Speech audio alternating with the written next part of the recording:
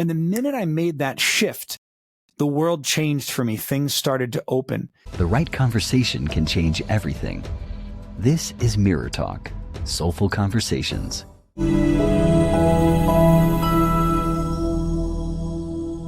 this episode, our guest will help us to create a culture of high-performing, high-fulfilling leaders.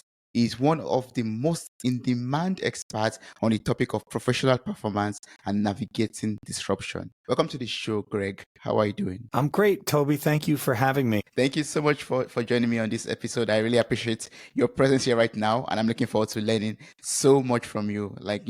Before we start recording, I told you that while preparing for this conversation, I found out that, you went through 15 surgeries on your vocal cord. That's like, wow. Mm-hmm. Can you share this experience with us and how this experience transformed your life? Sure. Well, it was the worst and the best thing that I've ever had to endure, because as a singer, suddenly discovering that your voice isn't there anymore, that it doesn't work, is terrifying. That moment when I opened my mouth to sing and nothing came out, I'll never forget how I felt. It was as if someone had called and said, "We got the test results back and you're dying." It felt, because my voice was me. I identify, as many people do, I think every person does, your voice is you. This is an old movie, but there was a movie called Face Off with John Travolta, Nicolas Cage. Horrible movie, horribly good. Like, you have to watch it. It's that bad. It's good. And I was thinking about it the other day, because although their faces were changed in this surgical procedure, their voices were still the same. And I thought, wouldn't it be fascinating if instead of losing your face, your voice was completely different? How that would mess with our brains, mess with our psyche. And so for me as a performer, to lose that instrument, that tool through which I performed, was a death-like experience. But on the other side of it, on the other side of those 15 surgeries and the massive periods of silence while my vocal cords healed, the thousands of hours of voice therapy that I've gone through and continue to go through with my vocal team, I learned a lot about myself. I learned a lot about how we engage in conversation and with the world and the parallels between that and our work world. And I learned a lot about myself. And the most important thing I realized in that journey, personally, Tobi, was that I had not been using this gift I was given, this time that I was given with this gift, as fully as I could have. And I started to take it for granted. I thought, well, my voice will always be there. And if I'm meant to be a professional singer and do that full time forever, the opportunity will find me. And through this, I learned that that's not true at all. I held a mistaken belief. And for me to create the opportunity, I quite literally had to get out and start creating the opportunity.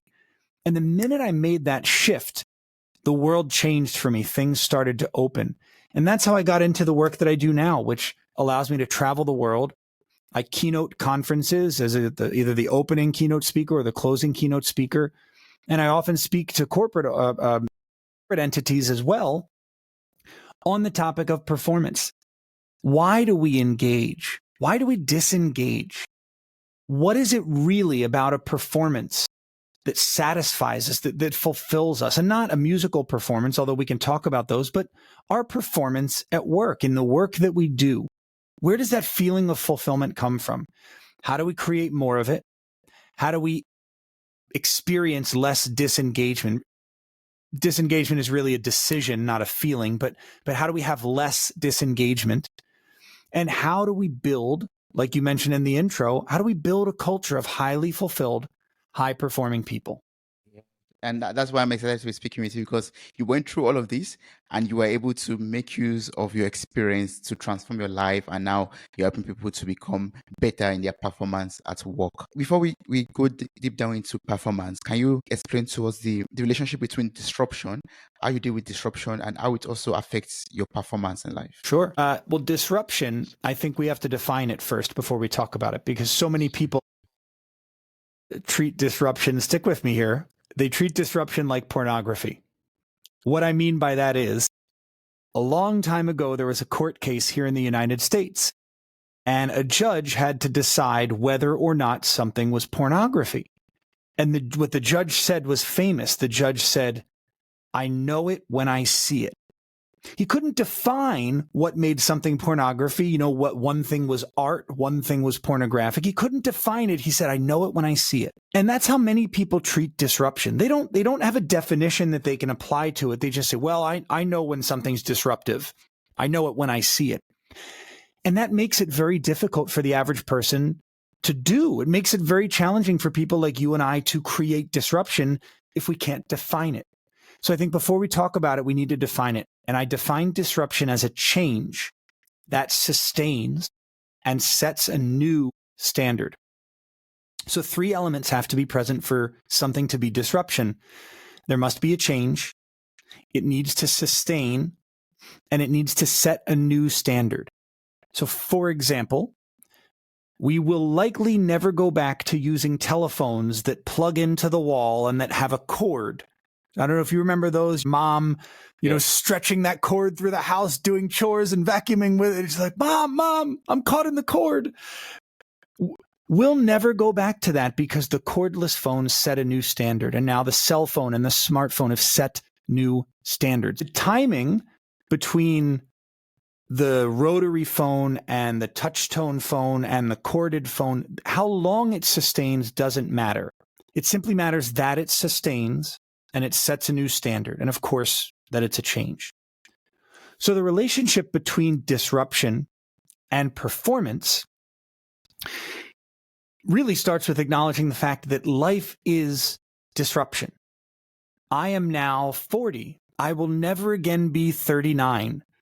Your birthday is a change that sustains and sets a new standard. There's a saying by an ancient philosopher that no man walks through the same river twice. And when we break that down, it's because you and I at a cellular level are changing. By the time we're done this conversation, you'll be a different person cellularly in some ways.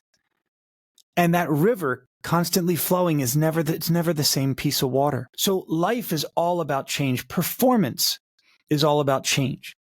And the individuals, if we relate this to business, the individuals who make the most money generally create the most change.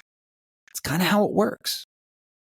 That means, once we can accept this disruption in our lives and allow it to create those changes that takes us to the highest level or to the next level, we're able to also improve our performance and also become better people through that if we're able to embrace it properly. Yeah, the idea for an individual, and I think even for an organization, is growth through our people's growth or through our individual growth. Often it's dangled in front of us on social media. We often pursue money as the sign of success, but really it's how much have you changed from yesterday to today? From today to tomorrow, how much will you change? That's the real sign of success. It's not about what you get, it's about who you become. Love that. It's not about what you get, but it's about who you become. Yes. And your mission or your work is to help world's leading organizations to fully develop their people. I love that so much.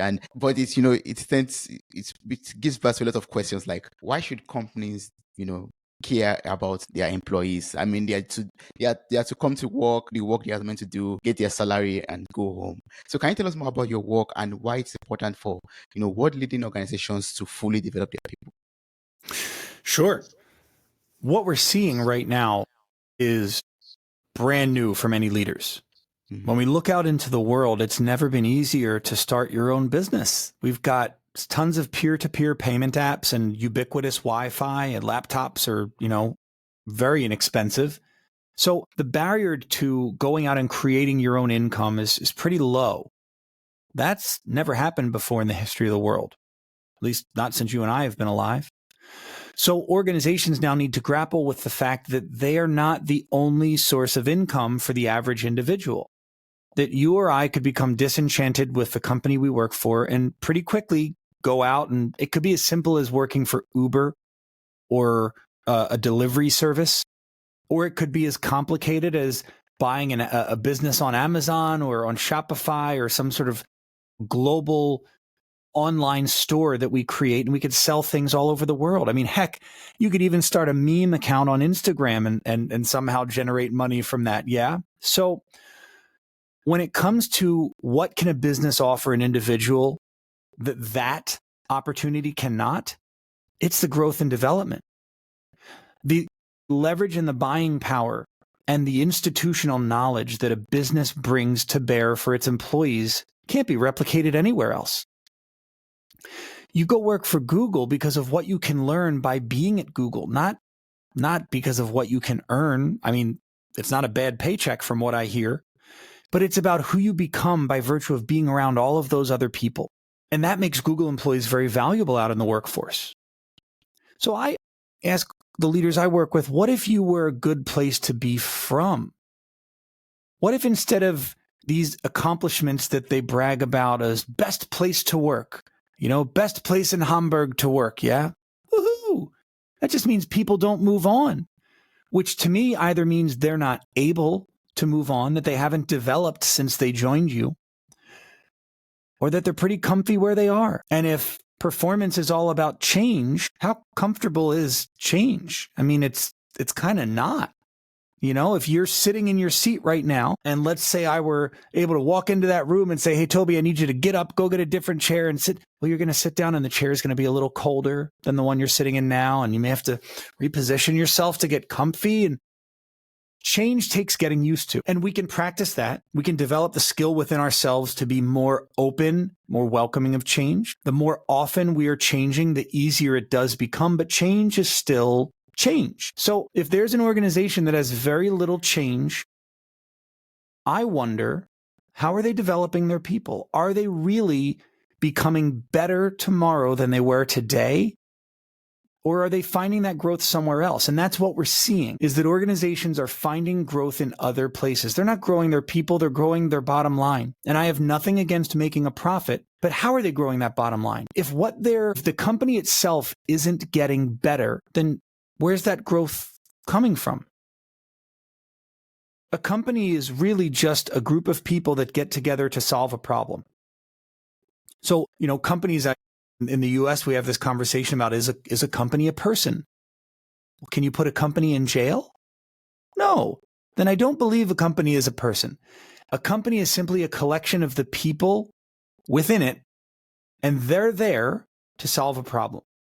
So if those people aren't improving, the company isn't really improving. It may be making a little more money, but it's not actually growing.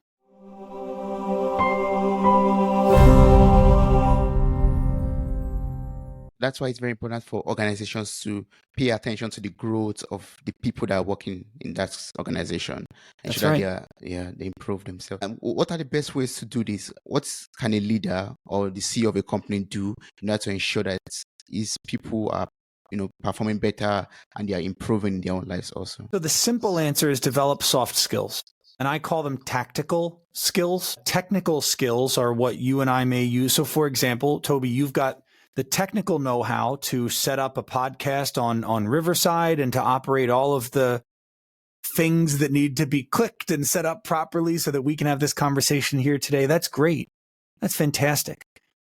But if you don't understand how to ask a good question, how to ask a good follow-up question, how to read my body language and see, maybe Greg's moving around a lot. Is he getting ignored? Greg's smiling a lot. He must be really happy and in a good mood. Or Greg is holding up his hand so he can have another chance to speak. If you can't pick up on those subtle signs, you're not going to be a very successful podcaster. Even though all of the technical boxes are checked, the tactical boxes are empty. And in many organizations today, the tactical boxes of their people are empty. Maybe we should call them tactical tackle boxes, like fishermen have. But so these tactical boxes are really where the difference lies for organizations right now. And around the world, global business, spends $300 billion a year on development, on training and developing their people. 98% of that is spent on technical skills. So clicking the button, setting up the podcast account. Less than 2% is spent on tactical skills. But tactical skills is where the difference is made. That perplexes me, Tobi. That asymmetry of investment perplexes me. So if a business wants to start developing its people, they can start by developing those tactical skills, those soft skills. And for any of the people who are listening, if they want an idea of what they are, I'd encourage you to text me. 77 is the number to text. Text me the word keys, Keys. I'll send you a list of the 7 most in-demand tactical skills right now. I call them the 7 keys of success. And if you start to develop these within yourself, you'll see change happen almost instantly. Wayne Dyer, a man you may know his name, he's famously attributed with saying, if you want to change the world, change yourself within it. When you change, the world around you changes, I think more specifically is his quote. So the minute we change, the world around us starts to change. Starts with us, basically. It starts with us changing ourselves, basically. Yeah. Yes.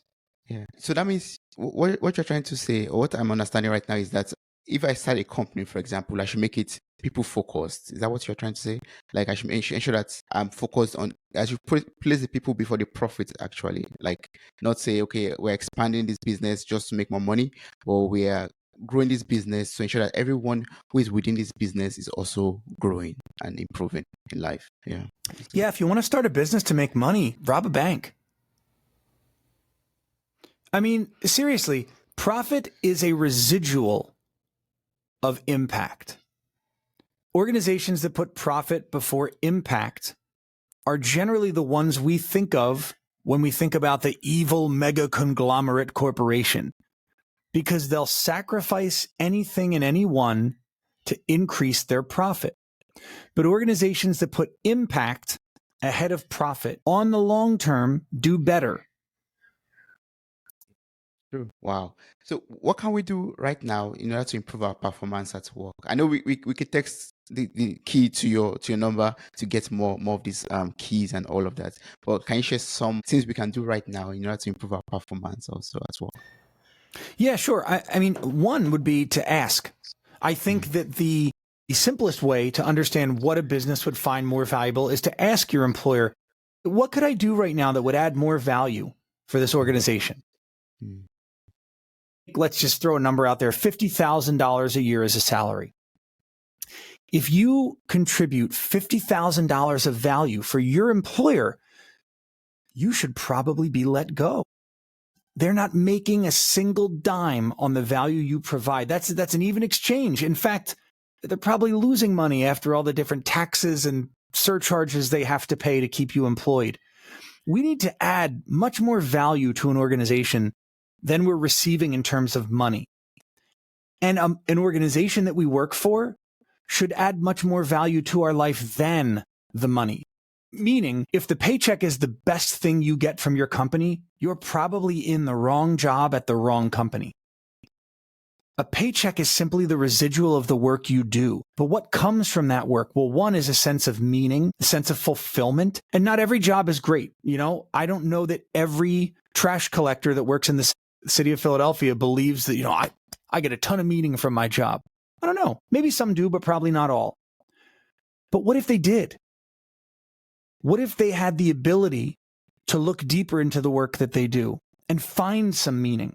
That, again, comes from developing these soft or these tactical skills within ourselves of reframing, of shifting perspective, of gratitude, for example.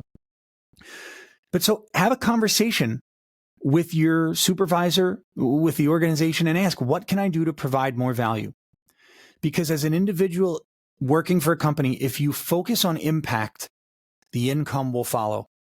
So impact first, then income comes in afterward. Yeah. Okay. So that's also the way we could also improve or, increase our income, right? At a place of work. Like we have to increase our impact in order for us to get more money from the organization.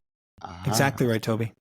Wow. So are there like some guidelines or strategies or laws of performance that we can apply to our work and to our everyday life also? I want to leave my place of work and also perform well in every other area of my life. What can I do in order to increase my performance? It's a big ask.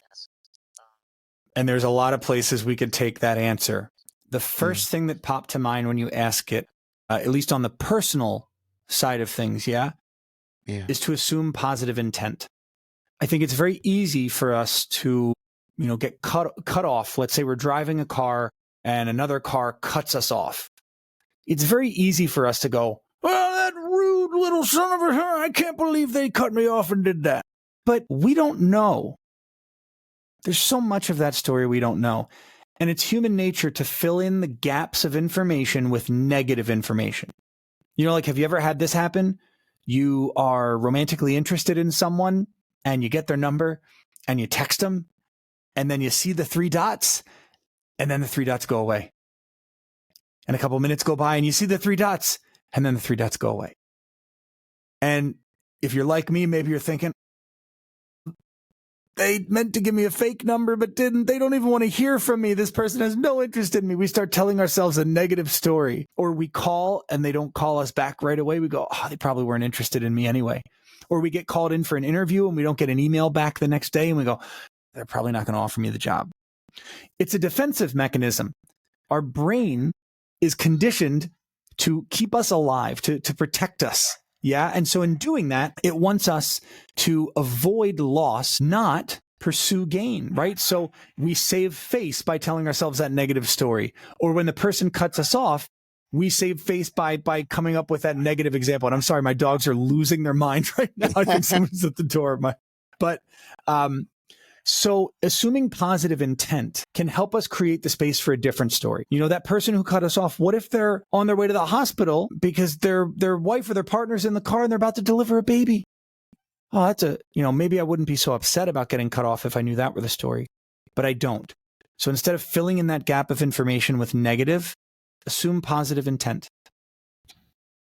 So we should always, stay positive, basically, give those people the iota of doubt. I would say, okay, it could be because they need more time, for example, or they had to, sort out some things, for example, or think about it twice. Okay.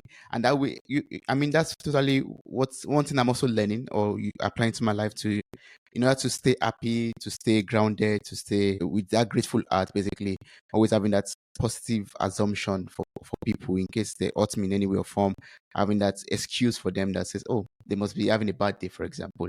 That's why this is happening. Yeah, that's good. And I'd love to take the conversation back to work. I just remembered right now that sometimes people talk a lot about work being not in a good condition, for example. And this also goes back to the case of people passing, passive aggressions to you, basically, because their work sucks, for example, they feel trapped at work, for example, and they don't know what to do in order to, move forward. And Greg, can you explain or tell such people what they could do in order to deal with this work that sucks and they feel trapped in it? They feel like, they're not growing at their place of work and they don't seem to be having a way forward and they don't know what to do. And they're passing these passive aggressions to other people around them. Well, the only way to change your situation is to change your situation. And I know that sounds like a truism, but I'm looking at my piano that's over here, my electric piano, and it's got 2 slots for cables. Two jacks. One of them says input and one of them says output. If I don't change the input, I can't change the output.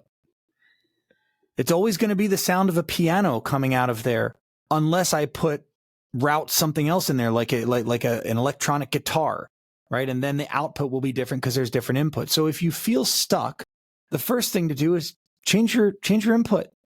Instead of watching Netflix tonight, read a book. Instead of reading a book tonight, watch Netflix. Change things up. We have to change what's coming in order to change what's going out. That is the most important lesson that I think I could give anybody who feels stuck. Often we feel stuck, but we're not really stuck. Unless you are forced gunpoint, that sounds dramatic, to go to a job every day. Are you really stuck there? Or have you just told yourself a series of stories over and over and over again about this situation? And now those stories are so familiar that you just accept them as fact. I know that's how I lived. I had stories about my voice. I had stories about what it meant to be a performer, about what it meant to be a business person, about what my life meant. And after that experience, losing my voice and going through all these surgeries, I realized that a lot of those stories were not true, far from it. And they weren't helpful. Sometimes we can tell ourselves a story that's not true if it's helpful, but they weren't helpful either because they were just reinforcing my feeling of stuckness. So if you are someone out there who's like I was, feeling stuck, change your inputs and it'll change everything. Change your inputs and it will change everything. Yeah, that's good. I love the fact that you talked about, pick up a book instead of, Netflix, for example. Just change things up basically. Maybe you have to relax more to release the tension, for example, and you can watch Netflix, for example, and all of that. That's so awesome. And I also love the fact that you're making use of your story. You are a world-renowned pianist, for example, before, with 15 years of career in marketing and sales. You had to change things up. You had to change your inputs, and now you are helping people to improve their performance too.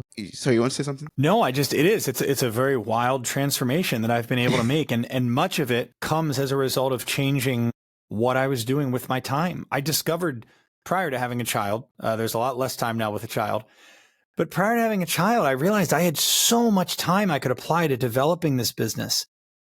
What are we doing with our time? What are we really doing with our time?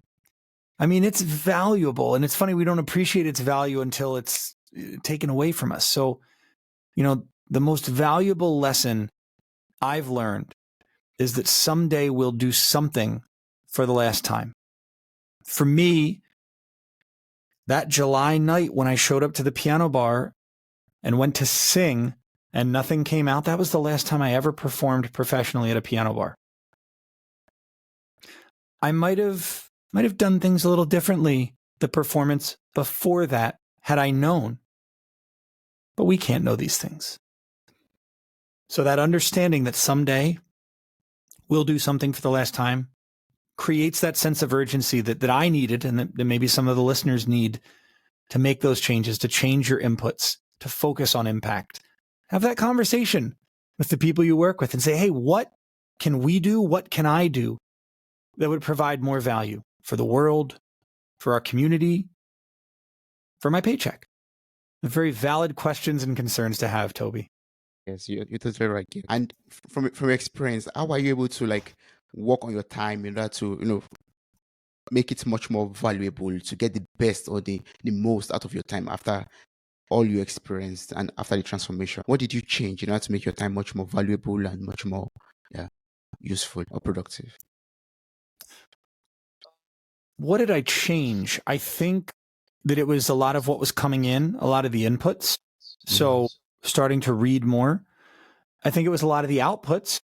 I started a blog. I started writing more. I started making videos, and all of this has evolved since. But I started putting ideas out into the world, and that's a scary thing. Whether you're putting musical ideas or poetry or writing or expressing yourself at work. The three conditions that we need to feel engaged in any situation are a sense of meaning, a sense of belonging or a sense of safety, and a sense of ability, that we're capable of contributing, that we have the bandwidth or the energy or the time to contribute. So I don't know if I answered the question. That was a pretty big question. Yeah, I mean, yes, you change your inputs. You answer the question. You have to change more books, for example, and your output in sense of blogging more. That means you invested more time into blogging, into creating content that helps people to increase their performance. I believe that answers the question. Yeah, it was a focus, and thank you for sort of helping me reset with the question. It was a focus on what am I producing of value for others that I'm also interested in. That for me was the key. When I was working in sales, I'm sure I was producing things of value for other people. I didn't very much care about that. I didn't perceive it as valuable, but the paycheck was great. And as long as the paycheck kept coming, I was going to do as much as I reasonably felt like doing to provide that value. But it wasn't fulfilling me. And that became the problem. That's when I made the logical decision to disengage, when I realized that doing this, no matter how good I am at it, it's never going to get me what I want. Yeah. What are we on this earth for? We are here on earth to create impact and to live a fulfilled life, basically. And once you can live a fulfilled life, you have to change your inputs to get a different output. Yeah. I learned that from you, Greg. Thank you so much. Yeah, that's And you awesome. say that, you make me sound smart, Toby. Jeez, no, thank you.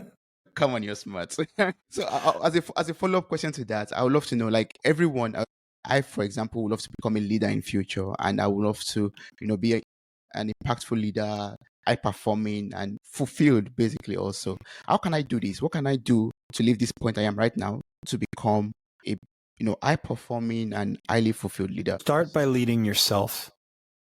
There are so many people out there that are waiting to be, anointed or appointed into these leadership roles. And they believe that once they become a leader, maybe once they have the nice business card or the corner office, that they'll be a leader. But you don't become a leader because you have the title. You get the title because you're a leader. So individuals that want to become a leader, I say, start leading. Sometimes they ask, who? Who should I lead? Start with the person in the mirror. If we start by leading ourselves, others will see our example and they'll either follow along or ask if we can help bring them along to lead them. And then, like a rock rolling down the hill, it just picks up momentum and we pick up speed. And then we find ourselves in a position where we look back and go, I'm a leader. Pretty cool. Yeah, yes. I love that. Yeah. I mean, I should start by leading myself. Then once I'm able to do that effectively well, other people might join the boat or the ship. And then with time, I start leading other people to myself. But most importantly, lead the person that is in the mirror. Yeah, that's important. Yeah. As a closing remark, I would love you to advise someone out there who is like experiencing a disruption like you experienced with the vocal cord and the 15 surgeries that you had, like someone out there who is like having some disruption with work or with personal life. What can the person do right now in order to get out of that disruption and make the best use of the experience that comes with that disruption? Yeah, thank you for asking that, because that's a very important question. For me, going through vocal cord surgery, one of the biggest challenges was that it was very difficult to communicate. And so that's what sparked a lot of the writing that I was doing. Is I thought, well, I can't talk anyway. I may as well just write things down. Getting thoughts out of our head and onto paper really does clear our head. For some reason, I'm sure that I could learn more about the psychology of it. But when we put things on paper, it's now out in the world. It's real. It's there. And it's easier to navigate. So if you're in a place where you're dealing with a disruption in any area of your life, it could be personal, financial, emotional, physical, employment, whatever, get those thoughts, get the things that are bouncing around in your head, causing you stress, get them out of your head and onto a piece of paper. You don't have to show them to anybody. You can if you want. But when you do that, you're going to feel this capacity open up. You may even feel a lightness or a sense of relief. It allows it to become something that's not just stuck in your brain now, but it's out in the world, and you can look at it objectively, rationally, and you can manage it. Bolting onto that, reach out to friends, to strangers for help. Biggest revelation in this journey came from a stranger. I'm a big proponent of the power of strangers. I met a woman while I was at an event, and this was in the midst of all these surgeries, and I was feeling pretty down about myself. And I met her at this event, standing in line for a concession stand to get some food. And she turned around and was asking me how many times I'd been to this event. And I told her this was my first time, and her eyes lit up and she said, "Oh, this is my 7th time." I said, "Really? How did you discover this event? What was it that brought you here?" And she launched into a story about her life that was fascinating. This woman was fascinating. And my jaw must have been on the floor by the time she finished, because I couldn't believe all that she'd overcome and yet accomplished. And so then she says to me, well, tell me your story. And I thought, I don't want to tell you my story. It's nothing compared to your story. Who cares about my story? And she said, come on. I really want to know. Tell me about you. Why are you here? And Tobi, I thought, I don't know this woman and she doesn't know me. And I don't even want to tell her all this stuff, but I got to tell somebody all this stuff. So I'm just going to tell her. And I told her everything. How depressed I was feeling, how hopeless I felt. that I realized I'd been pretending to be this person who did this thing that I didn't actually care about, my day job, for so long that if I didn't do that, I wasn't even sure who I was. And now the one thing I was sure of had been taken away from me, my music, my performing career. And as I'm going on and on about this experience and how lost I'm feeling, a smile, a small one, but a smile starts to come across her face. And this sparkle starts to show up in her eyes. And she said, "You don't see it, do you, Greg?" I said, "No, I guess I don't. Help me out. What don't I see?" She said, "You've been separating your life into these buckets of who you think you're supposed to be in a given moment. And I wonder what it would look like if you put all those buckets together." I said, "I wonder that too. What would it look like?" And she did. I don't know if you've ever had someone do this thing where they take you by the shoulder and they want you to look in a different direction and they point you somewhere. Tobi, she took me by the shoulder and she pointed me towards the stage and she said, I think that's where you'd wind up." And it was like a bolt of lightning hit me. Every time I tell this story, I get chills because someone who didn't know me knew me so well. And sometimes the best advice we get, the best interaction, sometimes even just the best way to get something off our chest is to share it with a stranger. Yeah, you're totally right. I mean, just be vulnerable with a stranger and have no fear that to be judged, or no fear to be to be looked at in a different way, in a bad way. That's a wonderful story that you shared. Thank you so much for sharing that. I really appreciate that. I mean, it means a lot. I mean, I can reflect on that. I'm reflecting on that right now, and yeah, that's deeper meanings than what you just said. The power of sharing things with strangers. I love that. Thank you so much. What's the best way to connect and work with you? I'm sure there are people out there who are listening who would still have more questions to ask you in regards to work or to business. What's the best way to do that? What's the best way to connect with you? Despite that technical difficulty, the best way for people to get a hold of me would be to connect on Instagram. I'm at Gregory Offner Jr., R for Junior, and to check out my website if they want to know more about my work, gregoryoffner.com. Awesome. I'm going to place the link to your website and also social media platform in the show notes of this episode. I encourage everyone who is interested to just click on the links, copy the links, and get across to Greg and become better in your performance at work and in life generally. Thank you so much, Greg. I really appreciate this wonderful conversation I had with you. Thank you so much for the insightful answers and the stories that you shared. They were really awesome. Thank you so much. Oh, it's my pleasure, Tobi. Thanks for having me on.